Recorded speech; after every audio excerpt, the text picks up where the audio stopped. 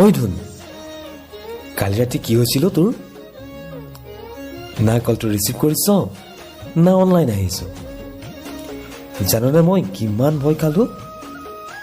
ইটো সিটো ভাবি ভাবি গোটেই ৰাতিটো টোপনি নাহিল। সেয়ে কৈছো শুনি ল, তই যেতিয়া দুনাই এনেকুৱা আৰু নকৰ, কথাটো মনত ৰাখিবি।